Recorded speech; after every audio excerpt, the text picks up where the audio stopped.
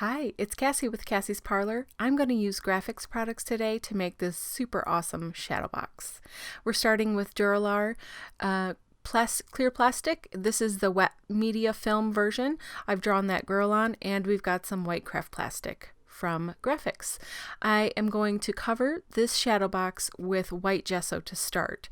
I am putting it on the inside of the frame and on the in the ledge. I'm not putting it right in the middle because we're going to cover that with some really awesome mixed media sort of collage piece that you'll see in a moment, but I'm going to cover the inside and then the border of the frame, the outside of the frame, and the back.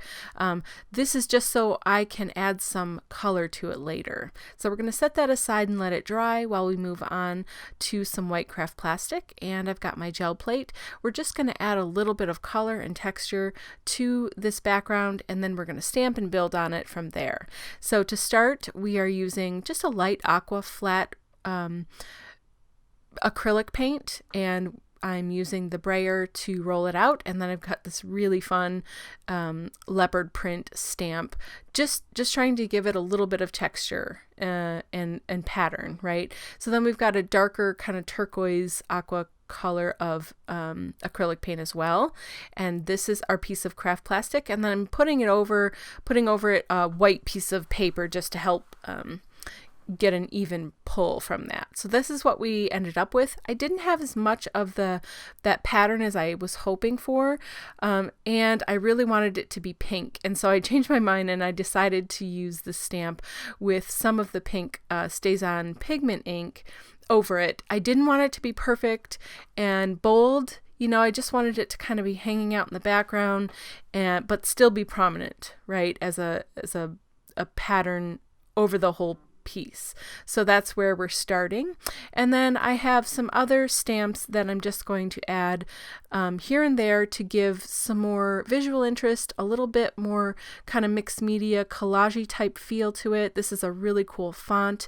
I'm using some purple Stays On pigment to stamp this just here and there in a couple of places. I usually end up working in threes when I stamp, generally, not always, but generally speaking. And here I've got a turquoise kind of Stays On pigment. I think this one's called Peacock Feathers, if I'm not mistaken.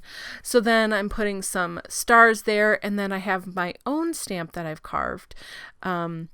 It's got a bunch of little stars in it, and I thought that would be fun to add here and there around the other stars, just to have another repeating pattern. And geez, they're just really cute. I like the way they turned out, and I thought they kind of worked perfectly with this project. So there's my background. We're going to add more to it for sure. So the next thing, I really just wanted a little bit of splattered yellow here and there, and I really like this gloss spray because it has, that glossy finish. It's a tiny bit dimensional because of that gloss finish, and so I've just splattered that over the background. So finally, I want to add a sentiment, or I guess a phrase or quote, to this background, just sort of as one of my focal points. I guess I have two for this one. And this is a stencil from Stencil Girl, and I'm using black modeling paste to just go over that. And you'll see here it says, "Art is an escape from reality." And I just love how it stands out against the background and helps to sort of finish it, really, I think. So while that is drying, we're going to go back to the shadow box and add some color. This is probably my favorite part. I love adding color, and I love just getting all my fingers all inky and messy. So I've got some like lime green and turquoise, definitely some magenta here, and I'm just sort of splattering it here and there. I'm using a little bit of water to help with movement, and then I'm going to dry it. And you'll see there when it's dry, you see that magenta was the gloss spray too. So that again adds just another sort of texture to it. Now I couldn't not put some of this pattern on this outside piece. One, it's going to help to bring the piece all together. So, when we put that white craft plastic piece on the inside, when we have these repeating patterns on the outside, it sort of unifies the whole piece and helps it to just be finished looking, I think. A lot of you know, what makes something really great, I think, an art piece is just the attention to detail. And I really wanted to add this pattern in more places because they're so cool. I mean, this Shadowbox really is probably explains me in the best way possible. These are all my favorite colors and patterns, and I just really love the way this is turning out. So I definitely wanted to bring some of that fun and sort of collage feel to the outside of the Shadowbox as well. So whether you have it, you know, sitting on a desk so people can see the front and the back and all over, or if you have it hanging up, you know, it's going to be a finished piece all around. So that was my goal. So then once that was done, now it really is time to just put it together and finish it up. I have some collage medium and a silicone brush, and this really, the silicone brush is just helping to give me a good even covering of this collage medium. And then we're going to put the white craft plastic that we've done the collage work on in the background there.